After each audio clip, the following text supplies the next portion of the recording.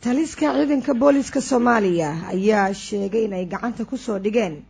gaari iyo rag lagu tuhmayo in ay ka dambeeyeen dilka Allah u naxariistay xildhibaan Cismaan Cilmi Boqore sida warkan uu ku faahfaahinayo wariyaheena Maxamed Axmed Jimcaale kadib shir jaraa'id oo uu qabtay saxaafadda taliska ciidanka booliska Soomaaliyeed ayaa waxay uga warbixiyeen tallaabooyinkii ay qaadeen kadib dilkii Allah u naxariistay xildhibaan Cismaan Cilmi Boqore taliyaha hoggaanka ilaalinta canshuuraha iyo dhaqaalaha booliska Soomaaliyeed General Cabdullaahi Xasan Bariise oo xalay saqdi dhexe la hadlay saxaafadda ayaa hoosta ka xariiqay in ay gacanta ku soo dhigeen ilaa 2 nin iyo gaari ay wateen kuwaas oo la tuhunsan yahay in ay geysteen dilkaasi.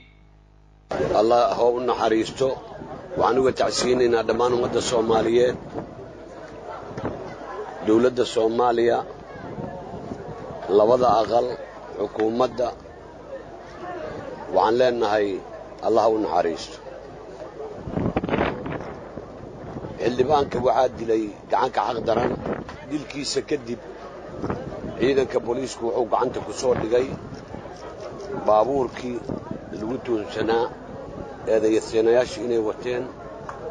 iyo 2 eedaysan oo kale gacanta booliiska ku jiraan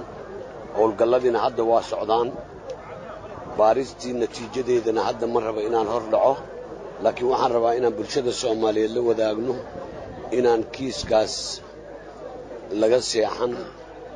laguna raad joogo insha Allah ta'ala eedays dhagarqabayaashii gacantooda uu ku sababeystay in mar dhow la horkeeni doono cadaaladda haddii rabbiga awood la ogolaado intaas ayaan rabaa inaan anigu ku hadlayo magaca taliyaha ciidanka booliska Soomaaliyeed tacsidaas ummadda Soomaaliyeed u gudbiyo.